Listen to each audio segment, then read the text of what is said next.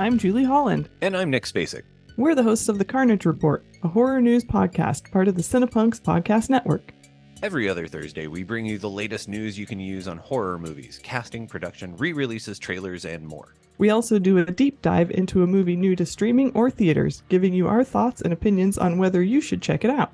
Toss in recommendations for similar movies and a whole lot of commentary, and it's all the horror news you can use. The Carnage Report is on Twitter and Instagram at Report Carnage. Find us at cinepunks.com, that's CINEPUNX, or wherever you get your podcasts.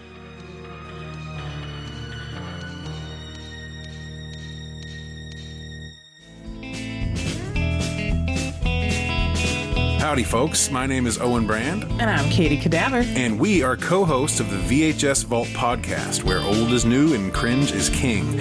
We are a podcast dedicated to bringing you old and obscure movies from deep in the vault. That's right. You can listen to us on Spotify, Amazon Music, and on Planet Rage Radio Thursdays at 8 p.m. Central on the Live 365 app. You can also follow us on Instagram, Facebook, and YouTube.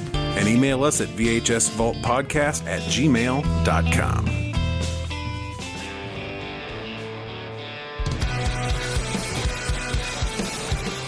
The Shameless Picture Show is part of the Cinepunks Network.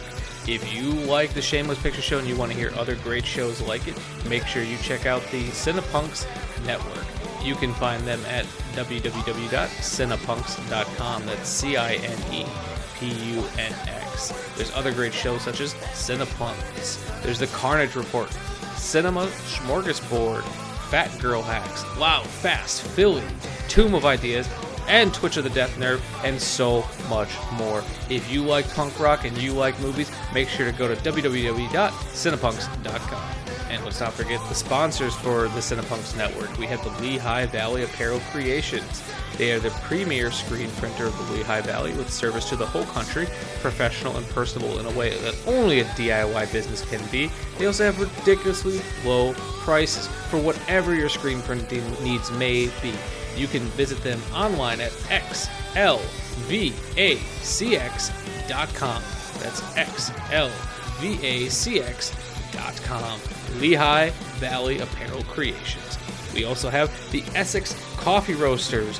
All their coffee is roasted to order. They have high quality beans, bunch of apparel, and tea available. They are bringing high quality coffee to the masses without the pretentiousness. Use the code CINEPUNKS for 10% off your first order. You can visit them at www.essexcoffeeroasters.com. That's ESSEX, coffeeroasters.com. Once again, use the code CINEPUNKS for 10% off your first order. Big shout out to the band Crossed Keys for lending us that awesome fucking music during our little ad. That song is called Who We Never Were. You can buy that single currently off of Bandcamp. The band is called Crossed Keys. It will be on their full-length album, Believes in You. That song was lent to me by Crossed Keys, specifically, I don't know if he goes by Joey Angel or goes by Joshua Alvarez, but I met him as Joshua Alvarez. He's the co-host of Cinepunks, our fucking network, and I told him, I love this song, I want to use it, so that way people don't have to just listen to me talk, and he said, fuck yeah. So please, if you like the song is called Who We Never Were. You can get that on Bandcamp currently. Off of their album Believes in You. You can get the 10-song LP is out. You can actually order it on vinyl right now. So go show them some love. This episode is also brought to you by Severin Films. Severin Films specializes in Blu-rays and Blu-ray collections of some of the best forgotten cinema, horror, foreign, exploitation, and shot-on-video movies with great collectible packaging and each disc jammed with extra features, commentaries, and behind-the-scenes features, including interviews with the cast and crews, and so much more. Keep physical media alive by visiting www.severinfilms.com. That's www.severinfilms.com, and let them know your friend Michael at the Shameless Picture Show sent you.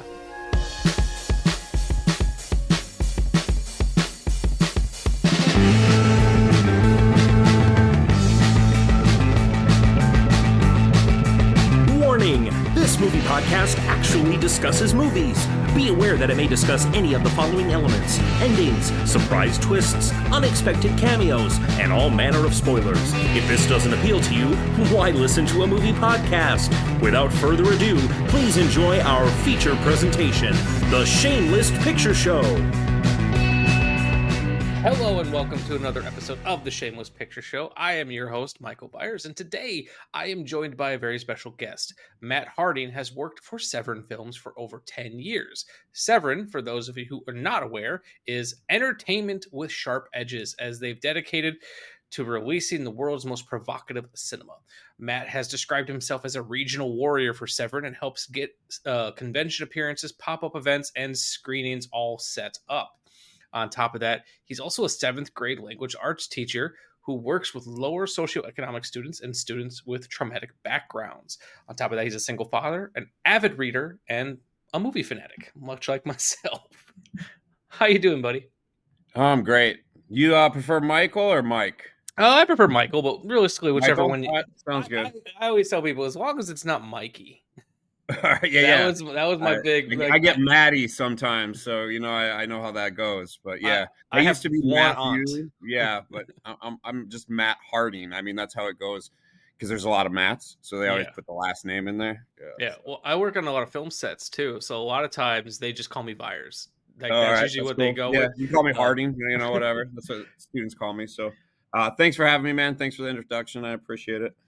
No problem. I'm glad that you could be on the show, and it's interesting of my time doing this show, finding how common it is for people to have a gig like Severin, or I have a friend who was on this show who did a 2.5-hour podcast with me about Cannibal Holocaust. Yeah. He does professional wrestling promotion. Nice. He runs a promotion, but he's also an English teacher, funny enough. It's been interesting to see how common that is. Yeah. So, I mean, that just shows you that teaching by itself will not pay all your bills if you want to live comfortably. So, I mean, there's the problem right there when it comes to education. Oh, yeah. Why are we not, paid for, what we deserve? So a lot of times, educators will have a second job. They'll have a second gig. They'll do stuff on the side. I teach language arts, so I grew up loving reading and writing. Mm-hmm. Got into film as I got older, when the video stores were coming out. I was born in 78, so I'm 45, so I got some good time in some video stores. Had a lot of good time renting those 5 movies, $5, 5 days, sitting around and watching them all. Mm-hmm.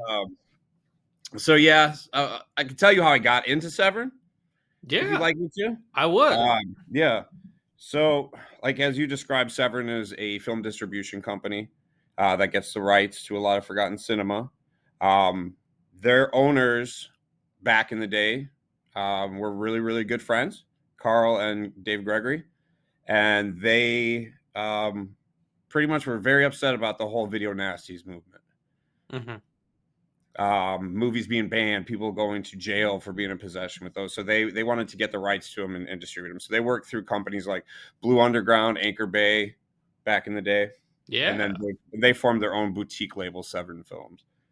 So how I got involved with it is that I worked at Suncoast Video and managed Suncoast Video. Oh, I used to love Suncoast. So, I didn't love their prices, but I loved Suncoast Video. Their prices were ridiculous, but they had a good ordering system for getting the old VHS. And I was working at a time when VHS was getting cut out. It was going the way of DVDs. Yeah. So these companies that were still making VHS at the time, Blue Underground, Anchor Bay, would come in and they would talk about how to get their movies out there, to get, to keep them out there, keep them interested in it, seeing the Blu-rays and things like that. So that's where I was introduced to people who worked for Blue Underground, Anchor Bay, MPI, Dark Sky, things like that. So years later, David says, hey, I need somebody to help run conventions, kind of go places, pop up tables, go to Horror Hound, go to Cinema Wasteland, go to Texas Frightmare, all these horror conventions, and spread the word, and sell these movies. So that's how I got started. We started with like 10, 15 titles, a couple boxes of movies we'd bring them. Now Severin, I think, has over 500 titles, including all the ones that are in the box sets and stuff. So it's come a long way. I can remember the first time I became aware of Severin. Granted, I don't know where this fell in the history of the company, but the first time that I ever became aware, outside of just seeing the name at conventions, because I've been going to conventions since I was in college, was the hardware disc. Yeah. Richard Stanley's hardware. Yeah. So that was the first time I became aware. Yeah. And then because it's one of those things too, like when I first started going to conventions, and I love going to conventions. I'm friendly with some of the guys over at Vinegar Syndrome, and I've tried to be like, if you guys are ever at a convention near me and need free labor, I'll come out and just get you into the show and I'll help you out. And it's when you because you had talked about video stores and the impact of video stores, and I am near the tail end of the video store boom. But my formative years were still spent in a video store. And while I had a mom and pop video store, their horror selection was pretty standard. However, they had a really interesting cult section. But a lot of titles just kind of went over my head. So when I first started going to conventions, I would see Synapse and Severin set up, and I'd look at the titles and I'd be like, I have no idea what the fuck any of these movies are. And that was kind of exciting. And it still is, because absolutely. Where'd you have? I mean, we're both Midwest, right? Yeah. I mean, so you told me your mom still lives in Wisconsin. Yeah, she did. She passed away, but yeah, I'm sorry to hear that. She lived outside of Milwaukee in Greendale, but my sister still lives up there and stuff too. I think that's probably where we met. I want to say right, the Extra Arcade, or I met you through. I actually have not met you yet. Okay, we got connected because of video. Because of Video Nerd. Well, okay. Whatever they're Blast Radius now. Yeah, now they're called Blast Radius. Yeah. That's great. Good for them. Yeah, and because like I came in just looking at their stock and looking for some weird VHS tapes, and funny enough, all children's films is what I was looking for when I went in there. Awesome. And we got to talking. I was like, I'm surprised you guys don't have much for Vinegar Syndrome. And they're like, we've not been able to crack that nut. And I was like, well, I know them. And then that's kind of how it became. I was like, I've not been able to crack Severin. And they're like, well, here we go. Because funny enough, conventions are a phenomenal place to meet people. I mean, that's the business sense of it is networking. Yeah, and then if you have the people sense of it, and the humanity part of it is like people to hang out with, right? Yeah, you're all there for the same obsessions and same love, your same collections, a lot of like-minded people. A lot of people say they feel safe there, conventions, or they have a blast, and and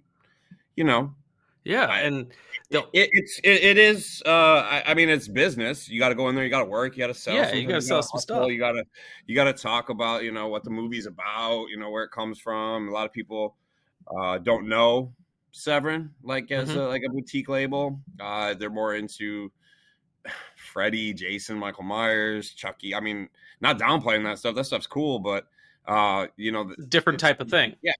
You want something with kind of killer kids in it, hey, I got Kathy's Curse, or I've got something you can check out that was banned. Like if you had this movie, you could get in trouble for it. There's people who were arrested and went to jail for owning these movies, or checking them out from the video store. Like there would be no Chucky, there'd be no Child's Play, or there'd be no Freddy Krueger stuff if it wasn't for these movies. So exactly. Sometimes we get a little pretentious when it comes to stuff like that, because I sound like the aging punk rocker, it's sellout stuff, or it's. I get it, man. I went to an art film school, so I'm over here sometimes talking about Stan Brakhage, and people are like, "Who the fuck are you talking about?" But conventions have, even for the growth of this show, have been the only reason I ever got to start reviewing discs from companies is because I got ballsy and walked up to someone's table. Yeah. And that's how conventions work with the networking stuff. And then, I mean, we have people who have brick and mortar stores now that carry Severin, so it's like you have a little mini video store within a horror theme store. A lot of people go to hang out. There's places like the Horror House in Chicago, Blast Radius, which was Video Nerd Yeah. in Milwaukee. And they're carrying Severin titles, you know, so you can go in there and shop around. I love, just as, you know, as a local to Wisconsin, seeing the Severin name popped up. Like, I've not been able to make it to any of those extra arcade events just because I've one of them I was actually shooting a film, and then something else happened in one of the other ones. But I loved seeing their, you know, that events are being held. That, to me, that's a blast. I mean, that's like there's something very I don't know, very grassroots punk rock about going to a place, setting up a table, selling your stuff, you know, watching a movie that people, you know, maybe never seen or really love and get a kick out of, or, you know, that's cool. I mean, like, if I could do that all the time and travel the world, I would. I kind of do, but I still have to have a second job, you know? Yeah. But getting back to having this type of physical media in stores, people are losing the sense of actually going and looking at stuff and finding stuff and experiencing stuff with all your senses, right? I mean, we get it from the computer. There's virtual there's VR, there's all that stuff, but going and physically grabbing something, looking at it, seeing the artwork, holding the product in your hand and going, man, there's probably a lot of work that went into this, and then learning about all the work that went into something like that. Yeah, like I like to read. We got that feeling when we go into libraries. Yeah, like we get that feeling when we go into libraries, or when we went into our favorite mom and pop video store, or even Blockbuster holds a lot of those memories. A lot of kids don't have that memory. A lot of their memories are through an electronic device instead of experiencing it, you know. And places like Blast Radius are really important, because while I do think we actually are in a new golden age for physical media in terms of the stuff that's being put out, the business model has changed. I can find any movie I want, almost not any movie, but I can find most things I'm looking for somewhere online, and we have great places like Orbit DVD, Diabolic, you know, all the labels selling stuff themselves, what have you. But I do miss that feeling. Like, we had a really cool record store in Milwaukee called Exclusive Company. And they recently just closed their stores. Employees bought a lot of the businesses themselves and kept them open under new names. But for example, there's an Exclusive Company. I could go into an Exclusive Company during their heyday and find the new releases for Criterion, right next to Severin, Vinegar Syndrome, Blue Underground, all intermingling with each other. And I could pick them up and look at them and so on and so forth. And it's definitely something that's missed. And I was even thinking about this today. I know for a lot of people, you know, I'm sure you see a lot of people talking about physical media. Most people, when it comes down to it, care first and foremost about the film and just making sure the film looks good. Even audio is second. Most people don't even have an audio setup outside of a soundbar. But I still really care about all the special features. And I was thinking about that while I was watching through Dracula versus Frankenstein, because I watched everything on this fucking disc. And I was thinking about it. It's like, you look up, if you were to go, I know this is not the greatest source for information, but it is, you know, a starting point. You go to Wikipedia right now, look up Dracula versus Frankenstein. There's a pretty in-depth description of it, but there's not much information. Because of the people who are still around, and because of all the work that David Gregory did for his Al Adamson documentary, the stories behind this film are forever preserved. Absolutely. And this film's history exists because of that. Absolutely. And I think that's an element that people are just not thinking about when it comes to, like, you know, the debate of physical media versus streaming. And I have nothing against streaming. I use it. It's got, but I also have like 2,000 discs. I mean, we have to, there's Severin employees. I mean, they have to research everything online, and online's easy. You know, it's a lot easier than old fashioned letter writing or emails, waiting for somebody to answer emails, you know, so there's a lot of, who knows who we have to contact. We have to go. We find awesome artwork for the stuff. We find new local artists or upcoming artists to design the packaging, things like that. So the internet's fantastic for that. But honestly, if you want to learn about a movie, you have to watch it. Yeah. Right. Yeah. I mean, you can't go around and just read reviews of it all the time, because you're going to get all the stuff where it says Lon Chaney Jr. was horrible. The lighting was awful. And granted, there is some of that stuff in the original copies that came out, but you have something that was put through with quality control. Yeah. And there's employees who sit there and go through it and look at everything and they check everything out, and then people say a lot of times, man, I remember seeing this movie used to be played on cable all the time, or Creature Feature would have Dracula vs. Frankenstein in the 70s. And it was so black, you couldn't even see the ending scene of anything, right? You couldn't even see it. I got this movie, I went home and I didn't even realize that's what was taking place in those fight scenes because of the lighting was so bad. I mean, it was inadequate at best, you know, but because of technology and going through and treating everything, quality control in it, you can make a very good product, out of something that was even from the source material if it was bad. So. And I try to give, like I said, all the special features on these things a lot of love because honestly, when I went to school for filmmaking, but it's always kind of been one of my dreams to help produce that stuff. So like I like to make it to still be around. And one of my goals when I started podcasting was one day I want to do to moderate a Blu-ray commentary. So like I want to keep supporting that stuff because I want companies to keep putting that stuff out.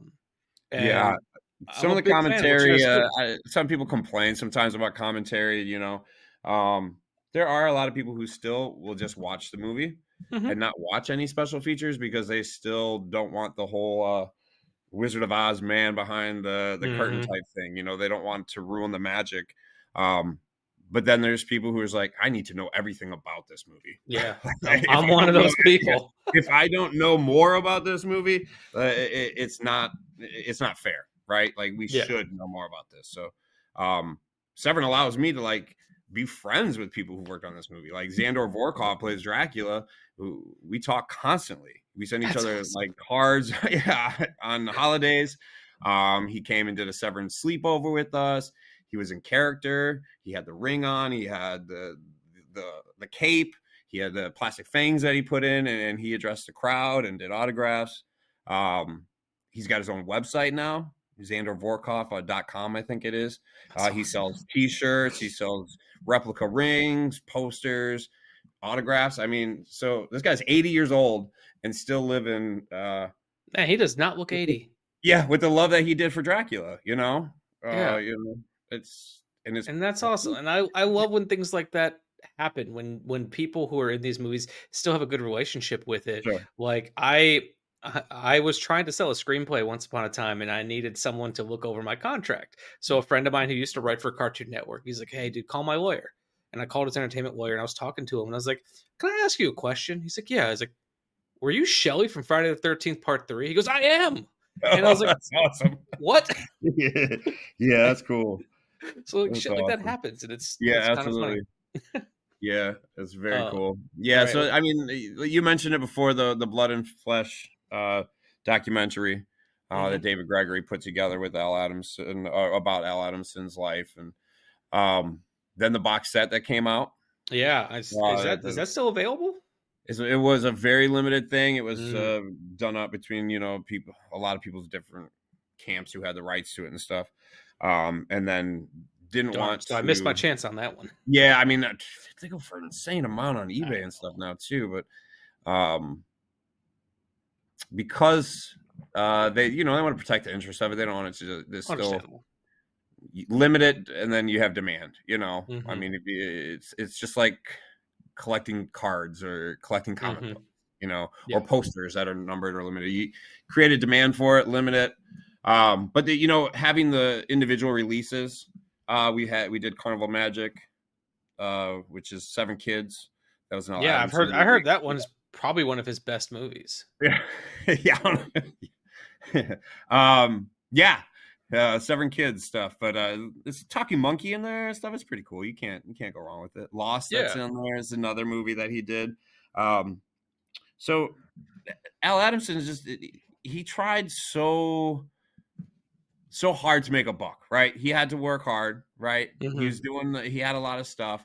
He got a lot of strange people. But without his vision and stuff like that, we wouldn't have had Dracula vs. Frankenstein with Lon Chaney Jr. in it, Forrest Ackerman, the Rust Hamlin's in it. Yeah, I know. So many people. That's crazy, right? Yeah, and Angelo Rosito, right? The little guy, he's in Freaks, right, with Todd Browning. Yeah, like you see these people all coming in there, and you're like, this is a who's who of like, this movie could have been way more better than it was, but that's what's so lovable about it is that it was made and it's still available to like enjoy. So I mean, I don't know what you have to say about it, but for me, I can't go wrong with this movie. It's wackadoodle. Like there is no.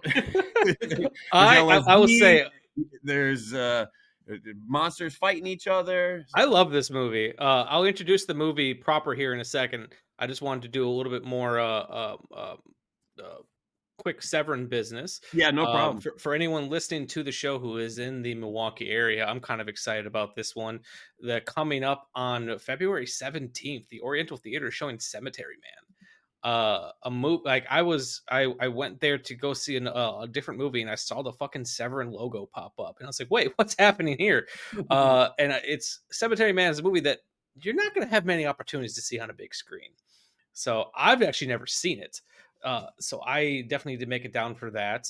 And then whoever put that together, they didn't contact me to come up there. Weirdly enough, it's on the website though. But yeah, I mean, they probably wouldn't. Yeah, I could probably. I don't know. I can put you in contact with someone. No, man, that's Valentine's week. I'm hanging with my lady. That's fair. But Cemetery Man is a good one to go to see, though. Man, take a date for sure. Exactly. And if there's a lot of stuff coming up right with Severin. Will you be at the Horror Hound convention in March?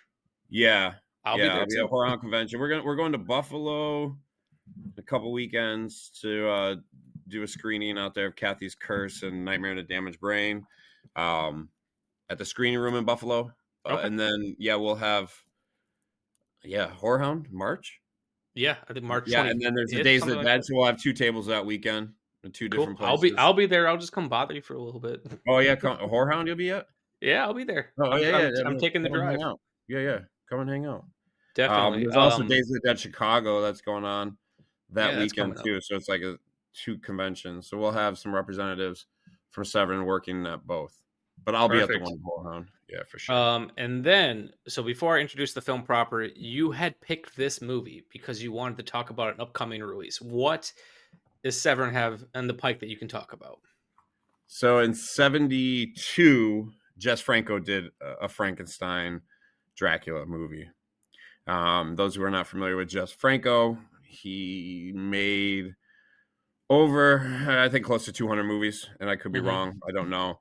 But this was one of them, right? And a lot of times people would say that about all his movies. Like, either you love them, you hate them, or you can appreciate them, you know? And Jess Franco, he did what Al Adamson tried to do, you know, but in an Italian way. So, Dracula, Prisoner of Frankenstein. And I'll admit, I have I'm looking at it. I don't think I've ever I'm familiar with Jess Franco. A lot of both the movies that we're talking about, you know, the Dracula's phrase. A lot of times they got confused for each other because they would have similar titles. You know, Dracula's Frankenstein, Dracula, Prisoner of Frankenstein.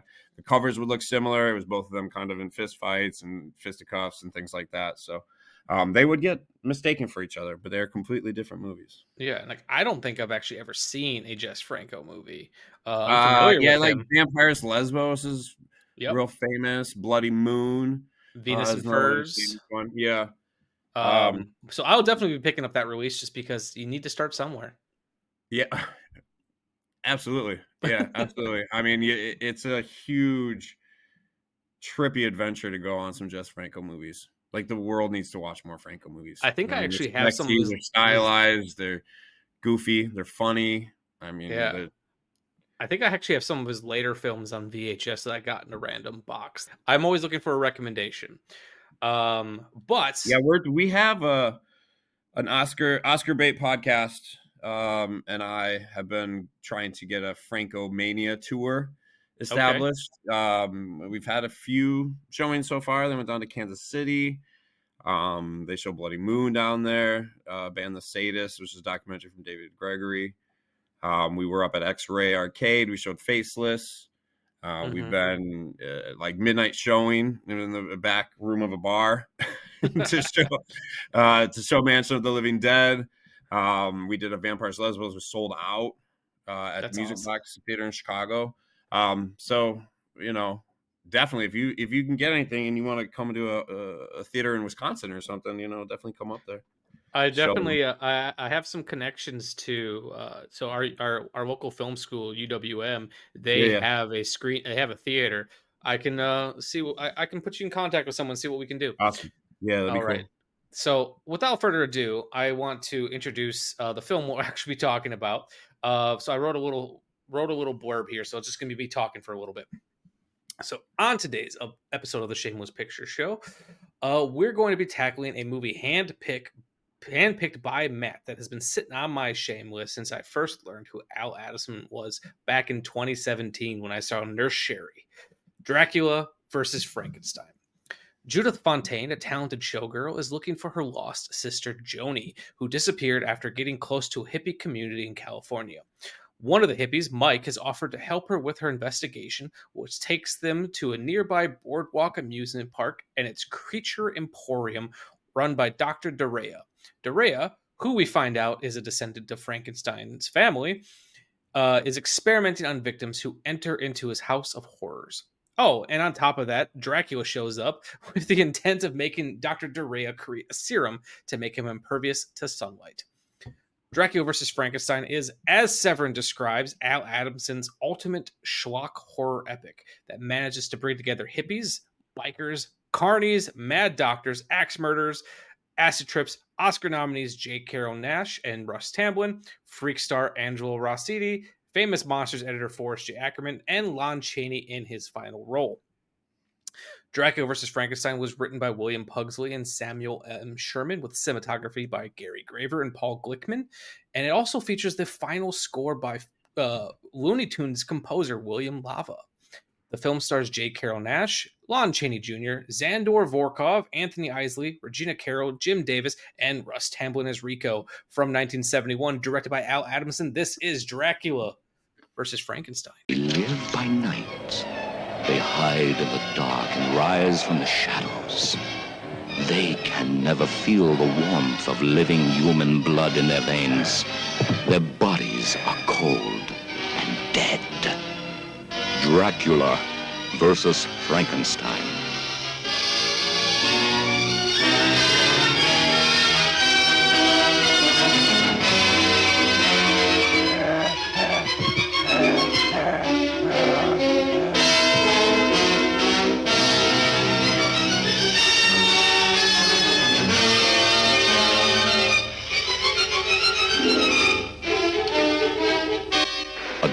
Who serves the dead.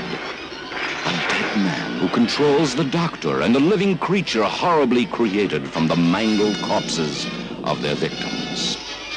Dracula versus Frankenstein.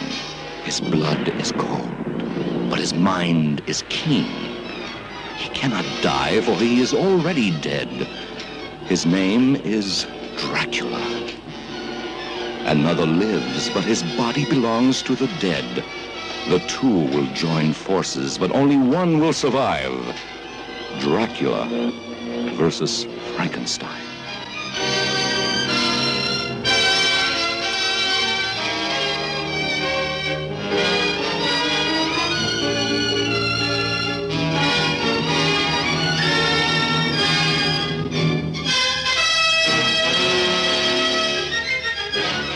Oakmoor Cemetery is a cold, lifeless place to visit at night. Unless you're already dead, and your name is Dracula.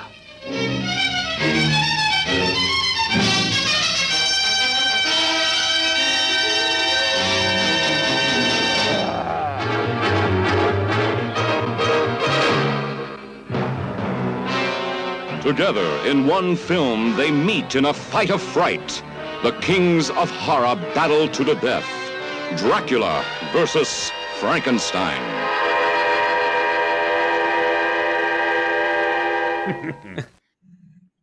Yeah, you covered it, man. Well, Severin made it a little easy by putting some of that on the back of the You box. covered it, but, man. I always try to write my own descriptions for these, just a little more fun. I also try to add some historical context, and I'm a cinema nerd when it comes down to it, and I'm a firm believer that anyone who's gonna spend their life talking about movies should know the history to some extent.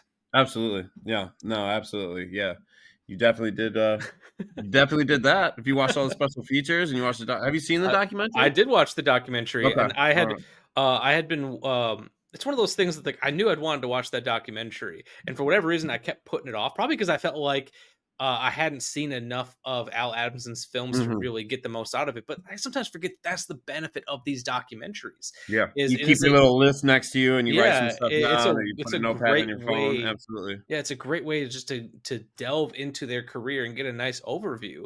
So yeah, for this, I watched David Gregory's documentary. I watched obviously the film. I watched the special features, which kind of felt like it was footage that probably wasn't used in the documentary. Right. Not a bad thing. I absolutely love that there was a visual essay on here. I love video essays for film, and they're becoming progressively more popular. So that I love. Yeah, it's like you keep horror smart, man. Yeah. Yeah, for sure. And as someone who teaches, language arts, I'm sure that type of stuff really appeals to you, because I feel like, and I don't want to sound like, old man Viers complaining about the youth, but I feel like there's a lot of pop culture literacy that's going out the window. And something like this video essay is great at, like, people are going to watch Dracula versus Frankenstein on very surface levels, and there's a lot to enjoy on that surface level. Oh yeah, absolutely. A silent Lon Chaney. There's J. Carrol Nash trying not to lose his fucking teeth throughout the movie. There's bikers. There's a musical number that's actually pretty well done. There's a lot going on, but then to have a film scholar pretty much break down about what's going on beneath the surface, that's just like to treat a movie like Dracula versus Frankenstein like it's a Criterion title. It's the best. Why not? I mean, it was made. Yeah, there was blood, sweat, and tears put into it. Yeah, you had the cover of Famous Monsters of Filmland, right? Yeah, what was it, number 89? Sandor Vorkov is on the cover of Famous Monsters of Filmland. Forrest Ackerman puts out a huge thing for it. Like, this movie should have killed, should have destroyed. It was either in the release of it, the execution of it, or maybe it was just too much, right? So maybe it just didn't go through as popular as it should have been, and it was lost into a cult kind of status where you get to see it on cable, or a drive-in will show it eventually, or you'll get a chance to maybe get a dub copy, or hey, look, I was in the dollar bin, it's on this collection, right? But it's a 10th generation copy, so it looks horrible. Yeah. I've got some of those. Yeah, you can't make out anything, right? Yeah. So to hear people appreciate it, right, and all the work that goes into it, is still a nod to Al Adamson, right? Yeah. So we want to do these movies right. We laugh and joke sometimes about the quality of them, or the backstories, or things like that. But we're passionate about this stuff. Like, we want it to be entertainment for people, and then have that part of their collection, enjoy it, and be part of their collection. Yeah. And I'm a firm believer that, I don't know, I feel like the older I get, even though I spend my life doing critical analysis of films, I feel like I've become less like. You don't hurt yourself, man. Yeah, I've become don't hurt yourself too much. I've become less pretentious about a lot of things. Where half of the time, if I'm just sitting there, like, if there is one good scene, it wasn't a waste of my time. No. Like, I hate when I see online people like, oh, that's 2 hours of my life I'll never get back. It's like, I was gonna waste those 2 hours anyways. Yeah. Might as well waste it. There's a lot more hours that people put into making that movie. Exactly. And maybe it wasn't for your entertainment, but it was for their entertainment. It was for their ideas, their creativity, And then I think people who are creative need to learn to appreciate that about other people, and not be so like judgmental or critical when it comes to stuff like that. I feel like I feel like you're talking to me like I'm one of your students right now. I'm gonna tell them how to analyze the literature that they're supposed to read. Instead, they just sit there and look at me like, "What, dude? We gotta do work? What?" So yeah, no. So that's the power of literature, though, right? I mean, like that's the power. A screenplay is literature. Yeah. Right. The literature in it and making it come alive. You can interpret it, right? So if you're entertained by it in one way and somebody else is not entertained, you can talk about that, right? And connect about stuff like that. Yeah. So like when I see Dracula vs. Frankenstein, I see a monster movie. I love monster movies. So do I. Right? I love the history behind the monster movie. Right? There's a guy from Freaks in it. Todd Browning's like Freaks classic. I remember seeing that for the first time or renting that. Lon Chaney Jr., right? Even Graydon Clark makes an appearance in that movie. Yeah. Graydon Clark directed like Satan's Cheerleaders and like The Uninvited, The Offspring, like the movies like that. So seeing that stuff, and then you just kind of geek out and nerd out about it. That's why I would pick this movie to talk about it. Yeah, like and all those elements does this for people. It just comes. It all comes together in a really interesting way, and it's like because. Don't get me wrong. There's blood in it, and there's blood too. I mean, like, I've seen some truly bad movies that I absolutely love. Like, for example, Ted v. Michaels. I love The Corpse Grinders. It is not a very well movie, but I love it. This movie is kind of interesting, and I say this with love because I really did enjoy this movie. Corpse Grinder with the scene where the body parts are coming out, and it looks just like cat food. Yes, coming out. Exactly. Yeah, Corpse Grinder. Oh, man. This movie is not. It's not a bad movie in any way, shape, or form. It's just not a good movie. It kind of lives in this real in between because there's so many ideas firing off at all times. Like it's almost 3 movies put together, and the fact that it came together as effortlessly.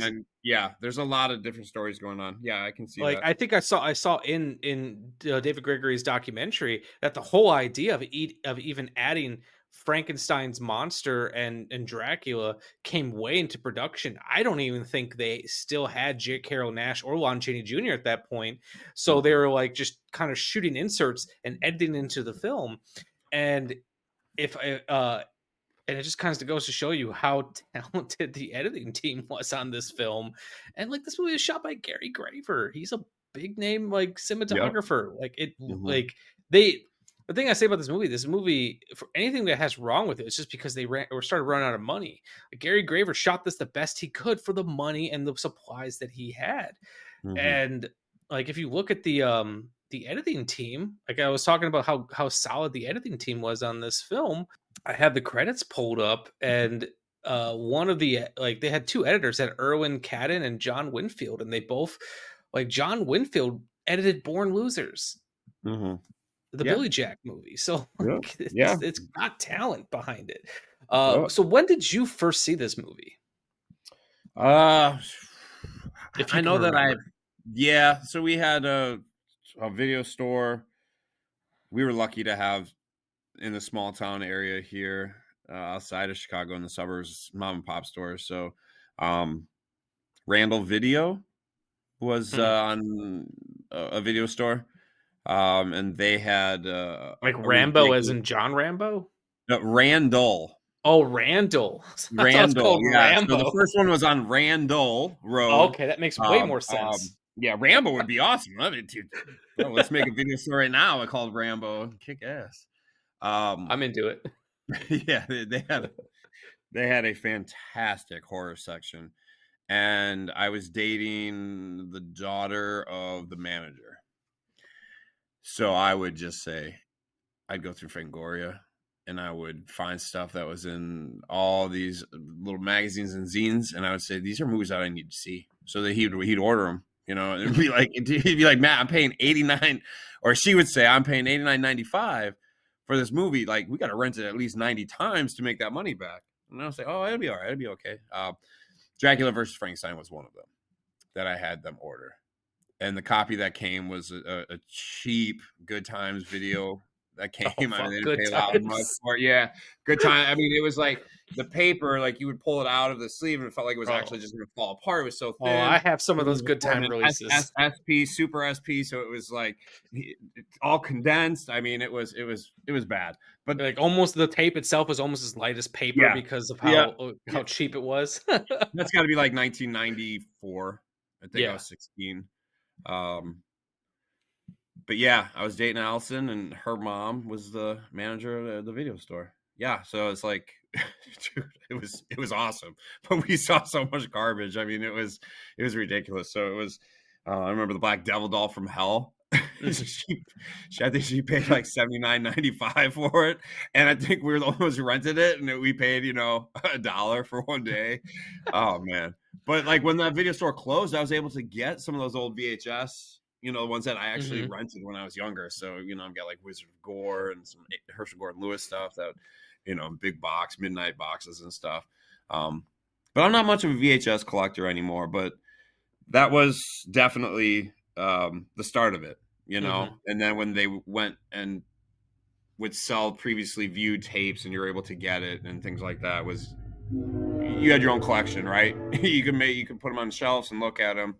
And things like that. And we used to always look at the cover art of it because the cover art was fantastic. I mean, whoever did that stuff, I mean, it's just like cartoony. It looks fun.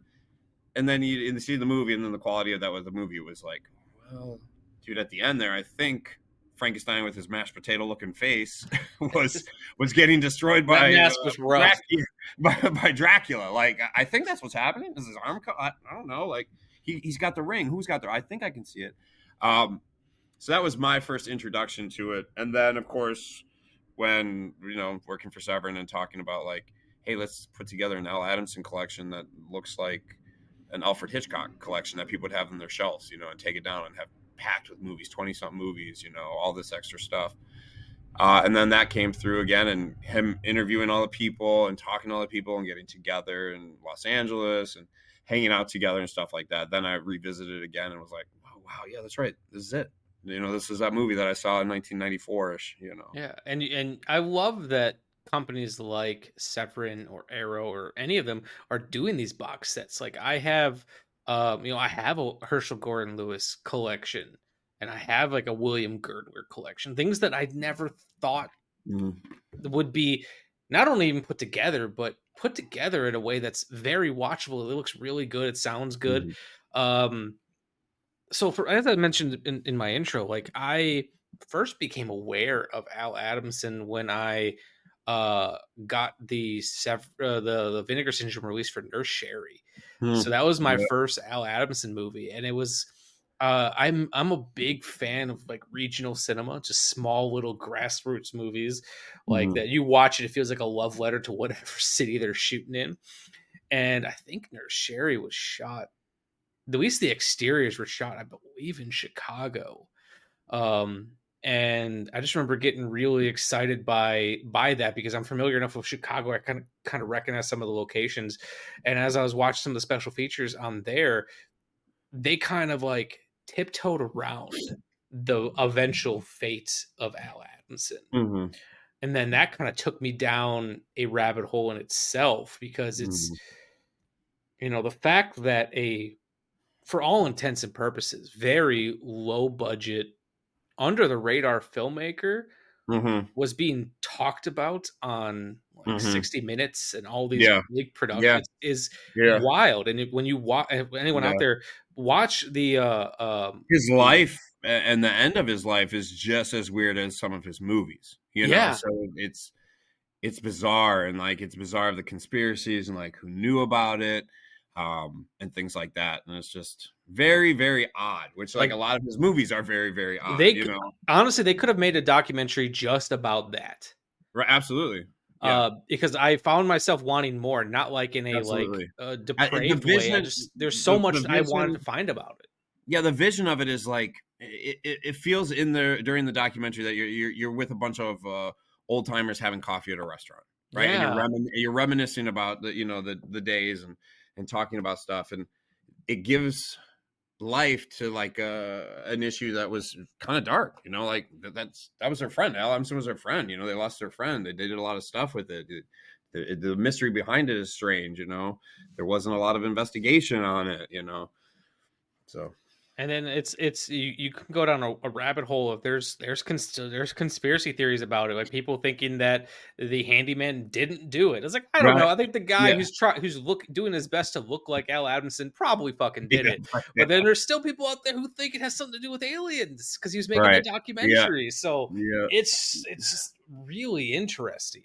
It is bizarre. It is bizarre. And I think that adds to his persona, you know, the love that people have for artists and you know, things like that, is that they like to know about their lives, you know, and if their life was strange or if it was just as weird as, and the fact that he made a lot of movies through a lot of different genres. Yeah, he did. And his genre spanned all the way from family movies to blaxploitation, Black Samurai, you know, to straight up horror movies. I think he did some westerns in there too. Horror, you know, which all the things are almost exactly the same as the movies that came before, using bits and pieces of it. Satan Sadists, I mean, biker movies. So he did a lot, and spanned his genre for sure. Spanned all genres for sure. Yeah, and it was a very interesting feeling going from David Gregory's documentary then to watching the movie, because did you watch Dracula versus Frankenstein right after the documentary? Pretty much, yeah, like maybe a day afterwards. So I let that kind of soak in a little bit, and then you didn't watch the Female Bunch, the one that was on the Blood and Flesh documentary. Oh, I rented Blood and okay. I rented it off like Apple TV so I could watch it. I don't have the disc for it yet. Well, Michael. Well, I'll be picking it up sometime soon because I'm gonna want to rewatch that. Plus, I imagine got the Female Bunch on it. So if you're gonna get into more Al Adamson movies, you're gonna have to definitely. And I imagine there's like I love watching all the like extended interviews that were cut out. So I'm sure there's some of that, because I've watched quite a few of David Gregory's documentaries at this point. But it was interesting to go from the documentary then to the movie, and after seeing all these people, like you said, just feel like a bunch of old timers sitting around having coffee with each other, reminiscing. Then to see them in the movie together, I love when filmmakers kind of have their ensemble of people they keep pulling back from, because it just feels like friends hanging out making a movie. And then the couple times that Al Adamson did have a cameo in the movie, and it wasn't even like a cameo like winking at the camera like Alfred Hitchcock. It's like they just needed someone to sit there and he was available. He was an extra in his own film, like literally an extra. It was not it's not like Alfred Hitchcock, you know. You can see them in there, you know, he's in there. I loved it. And I also love, so I kind of got frustrated out today when I was at work. I was reading through people's reviews of this movie, and some of them make, you know, valid points, you know, about production value, whatever. But like when people were like shitting on J. Carrol Naish, like he's actually really good in this movie. Even though you can see him reading the cue cards as he's acting, he's still better, quote unquote, phoning it in than some actors are giving their best performance. Yeah, absolutely. And like Lon Chaney Jr. I mean, like Zandor Vorkov got dubbed the worst Dracula of all time. Oh, I've seen worse. Yeah, I was like, he's like the only living Dracula right now that matters. Him and Gary Oldman. So, yeah, you're right, because we just lost Rutger Hauer as well. Yeah. So that's a good point. That's true. I was gonna say, I don't think he's gonna outlive Gary Oldman, but if he does, he should definitely put on his website the only living Dracula that matters. The only living Dracula that matters. That's right. Put that on his website. Gary Oldman, I mean, he's yeah, you know, he's done some stuff, but he's fair enough. There's no Zandor Vorkov. I don't get Christmas cards from Gary Oldman. I get Christmas cards from Zandor Vorkov. So that's just surreal. That's way better. That's way better. It's like better. I'm texting buddies of Lloyd Kaufman, and every time he sends me a birthday message, like, what is my life? Why is Lloyd Kaufman texting me? That's right. I get nice little messages. That's cool for sure. So, like I said, with Dracula versus Frankenstein is not really a movie that you can do a deep critical analysis of. Well, you can. I'm just enjoying just sitting around talking with you about it. What are some of the things that you enjoyed about the movie, that you when you first saw, things that you gravitated towards, and then things that you still find yourself enjoying?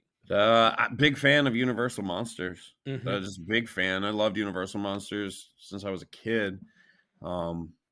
Watching old Dracula with my dad. Watching Wolfman. Trying to think and he would tell stories about when he was younger. He was a kid in the 50s, going down to, pay a dime to go see these movies, watching them and stuff like that. So the formative years definitely got into monsters. So what I love about this is two of the best monsters going at it, right? And if it goes against your expectation versus reality, oh well, right? Oh well, you still have Frankenstein versus Dracula. Yeah, and the end you of also the day, have trippy story involving LSD. You have some trippy stories like all of a sudden here's the guy from Freaks running around, right? And where was he before? And now he's here. Yeah.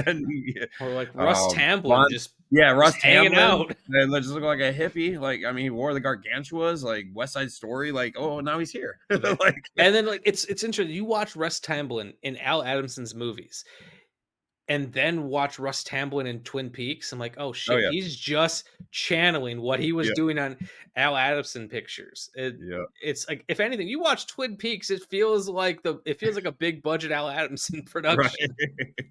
That's a good thing. I didn't think of it that way, but that is, they're mind fucks, right? A lot of David Lynch stuff, same way, beyond Twin Peaks, even his movies, same kind of way. I remember there was magazines for Twin Peaks wrapped in plastic of all just literary critiques of what's going on and what this means and what that means. And we could do that with Al Adamson. Would you want to? Probably not. I mean, because then you get into his life, and then is it mimicking his life, or is it art's sake, things like that, right? And you start talking about other stuff that's almost too pretentious for an Al Adamson movie. Yeah. I feel like if Al Adamson would read some of those, I feel like Al Adamson, if he would watch the video essay on this disc, he would just scoff at it. Oh yeah. And the reason so as a filmmaker myself, there's a lot that I look at with these low budget guys, and I can still learn from. When you're working your ass off to get a shot right, and sometimes you just gotta feel like, sometimes you gotta leave well enough alone and just move the fuck on. Right. I think you can afford more than one take occasionally, but sometimes you just gotta take the Al Adamson approach. Be like, I don't think it's gonna get any better. Just move on and let's get something else. And it's I enjoy that. Yeah, I enjoy that filmmaking. We like to make many movies back in the day with camcorders and stuff like that, and gorilla suits and fake blood. Things like that. There's something fun when you kind of hang out with your friends and you do stuff and you're creative and you come up with some stuff. So definitely rubber suit monsters definitely have a place in horror for sure. But then Severin, we sell real nice Italian movies that are stylized and fantastic. So we definitely have a whole bunch of different genre crossing stuff. Severin put out Overboard. You guys will put out anything. Overboard. Hey, that's scary. If you think about that plot is very scary. That's horrific. You're kept against your will under the pretense that you're somebody else. Yeah. That's I don't see it but it's done that in movie a way. Movie would be way less charming if it wasn't Kurt Russell. Yeah, if it wasn't Kurt Russell, Goldie Hawn, for sure. You put Lon Chaney Jr. in the Kurt Russell role, it's a completely different fucking movie. Oh man, what's with Lon Chaney in this movie? Yes, yeah. Don't talk anymore. Don't talk. Yeah, I want to see the Al Adamson version of Overboard. Oh yeah, that would be great. That would be great. Just do an Al Adamson remake of Overboard. Yeah, that would.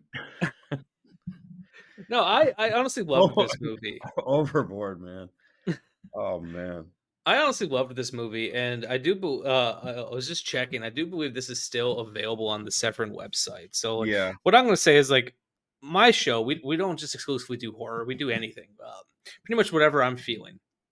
Like, I'm going to be doing the Ballad of Little Joe coming up, a movie that was very cool. nominated for a bunch of Independent Spirit Awards back in the 90s.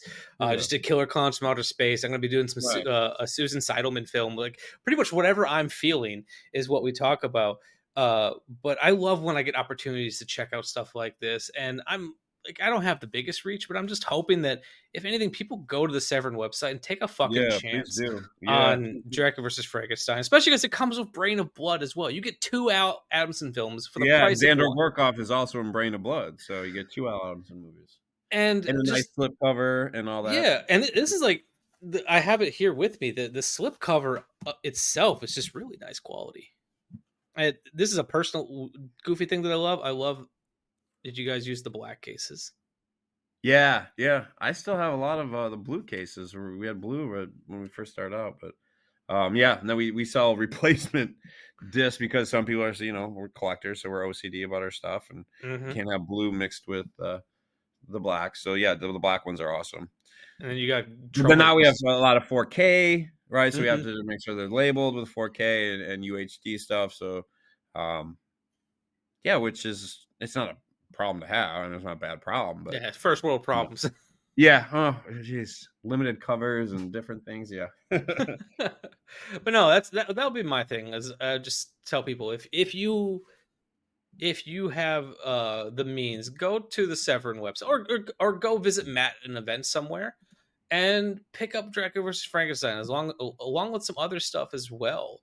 The website has an events list too, so if they go to Severin Films, there's an events section which has a calendar of all our events, and all those events will more than likely have a table with items you can buy, and you can talk with the person selling them. Definitely. And like I said, I want people to just give new things a chance. That was the whole reason I started this show, is one, to just kind of sit down with cool people and talk about movies that we're passionate about, but then to give new things a try. And so I can honestly say you're not going to have more, like, get a couple buddies over, open some beers if you drink or do whatever, and just put the movie on and have a good time with it. Yeah. Or if you get a chance, go see it in a drive-in theater.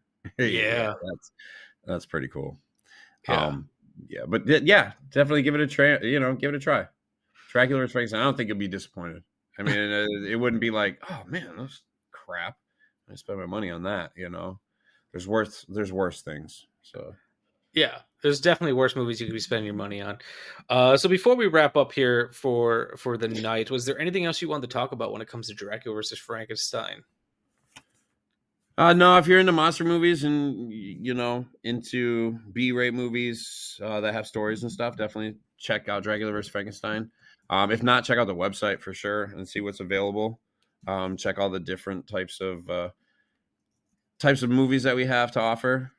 As mentioned, some of David Gregory's documentaries available. I'll be buying the Al Adamson one here probably shortly.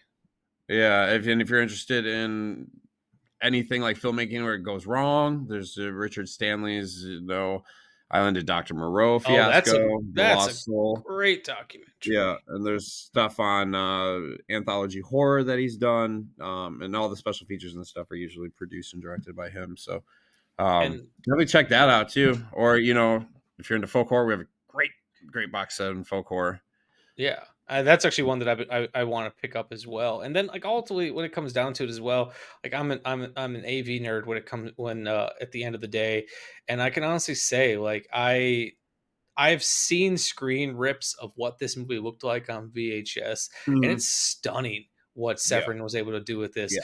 Like, I mean, you can go to YouTube and you could watch it, but why would you want to? I mean, it's going to be third or fourth generation. It's going to be nasty. Yeah, you can't hold YouTube in your hand. Exactly. And like when it comes down to it, like I love the look of this film. It's got a very noticeable film grain to it. So I appreciate that Severin's not, scrubbing that stuff out like some other companies do. It's in my all-time favorite aspect ratio of 1.66 to 1. It's got the black levels are really nice, but there's no black crush to it. It's got a really nice sounding DTS HD Master mono soundtrack to it. And all like I also just love films made at this time. Like the film stock that Gary Graver shot this movie on, the deluxe color film stock, it just has a very particular look. Because deluxe film stocks were cheaper film stocks. So a lot of these productions were using them. And the way that it reproduces color is just stunning. Yeah, absolutely. You hit it right on the head, man. There's that early 70s. Cheaper film, make it quicker. You don't have a huge studio to do Technicolor for, and Universal type stuff is not backing you up. That ending sequence alone is testament to pick this up, because the fact that it is not just pure black, like you can actually see. You ever compare that with with an earlier copy? Oh, I went and checked it out on YouTube, and it's unwatchable. Yeah. You hear some grunts and noises, but yeah. So sure. I highly recommend it. All right, Matt, before I let you go, anything else with Severin that you want to tell people about? I know you mentioned the Jess Franco set that's coming out. Anything on the horizon for releases that you're excited about? I am very, very excited for the Bruce Lee type stuff, the clones of Bruce Lee. It's a whole different genre that doesn't get enough love. There's a great documentary, especially Bruce Lee exploitation stuff. Yeah, there's a great documentary on the Criterion Bruce Lee collection about that. Yeah, so David's working on the clones of Bruce Lee stuff right now. That's going to be coming out, and we'll hopefully have a lot of kung fu titles coming. So I'm excited about that. So I can karate chop the air every time I sell one. I think I'll be pretty badass. Maybe kick. No, man, I'm just excited that I get a chance to do this and share my obsessions with people. So just check out the website, severinfilms.com. There's a whole event section. Most of the stuff in the Midwest or even further I'll be at. So come say hi, hang out, talk movies. Perfect. And once again, Matt, I really appreciate you coming on the show. So this was a lot of fun for me. I don't really get a chance to talk with people who are involved with these labels as much as I would like to. And I think it's a really interesting side of the business. And like I said, companies like Severin, Arrow, Vinegar Syndrome, Screen Factory, whoever, they're all helping preserve the history of film. Yeah. Because you're not just putting stuff out on disc, you're cleaning it up in a way. Yeah, that's a good way. That's a good way to look at it too. It's preservation. It's keeping something tangible. Having that feel of it, for sure. So you hit it right on the head when you talk like that. So perfect. Thank you very much for hanging out with me tonight. Yeah, thanks for having me, Michael. This was fun. Of course, this was fun. The Shameless Picture Show is recorded in Milwaukee, Wisconsin and Easton, Maryland, and is hosted and produced by Nick Richards and Michael Viers. Today's episode was edited by Michael Viers. Our opening theme music was written especially for us by The Directionals, with narration by Zach McClain. The end credit music you're enjoying at the moment was generously provided by my friends in the band 10 Speed. The Shameless graphic design is masterfully done by Amanda Viers. An extra special thank you to all of our Patreon supporters and to our generous sponsors. We are on Spotify, Stitcher Radio, iTunes, Google Play, and Libsyn. You can find links for all these amazing people in the description below.